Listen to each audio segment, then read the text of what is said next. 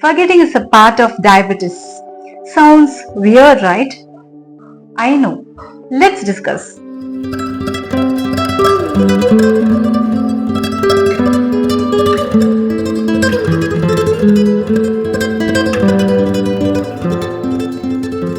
Hello everyone, welcome to Energizing Psychological Tips.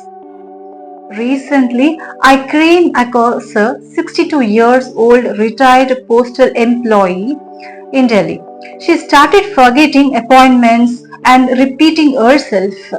Her family initially ignored it, but she started struggling with basic tasks like reaching back home, her own phone number, and her daughter's name, even leaving the gas burner on for hours together.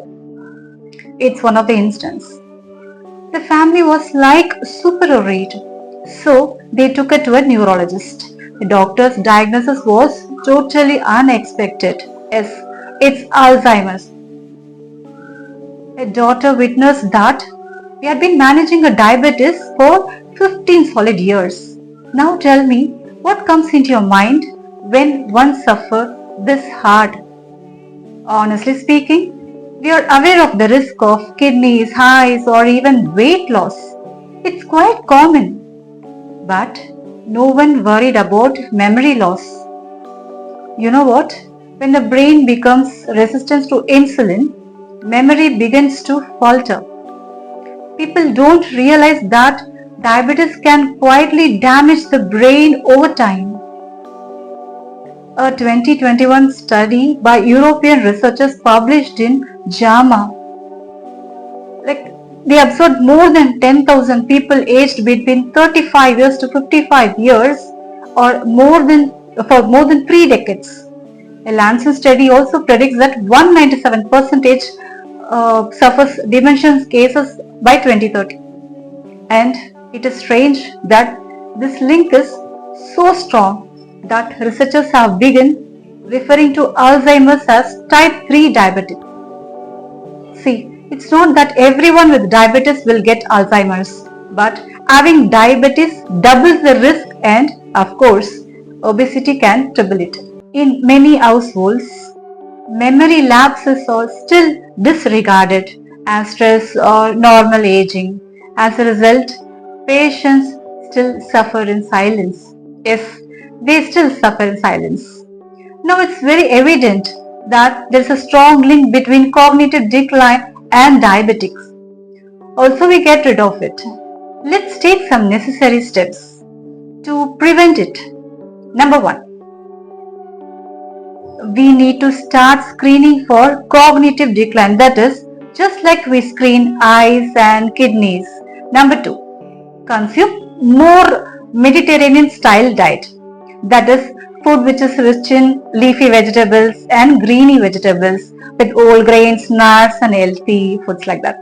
This will regulate blood sugar and protect neurons. Number 3. Physical exercise is the most particularly advised. This increases production of BDNF, that is brain-derived neurotrophic factors.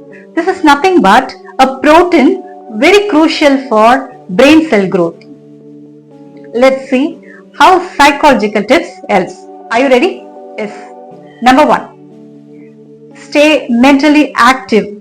For example, learn more new skills and engage in activities that challenges the mind. Number 2. You can also develop social interactions. It can help in cognitive reserve and reduce forgetfulness. You can also use memory aids like tools like calendars, reminders or memory books that accompany you and which compensate for memory loss. And the next one is focus on the present. Many discuss what they want to achieve without having a start point, or they get misled by keeping the past as a benchmark, which is very incorrect.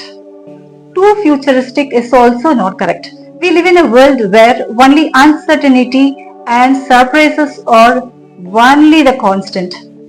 So, let's embrace the present and the present moment and dwell into it. This way, we will avoid unwanted worries and anxieties, and undoubtedly forgetfulness will run away.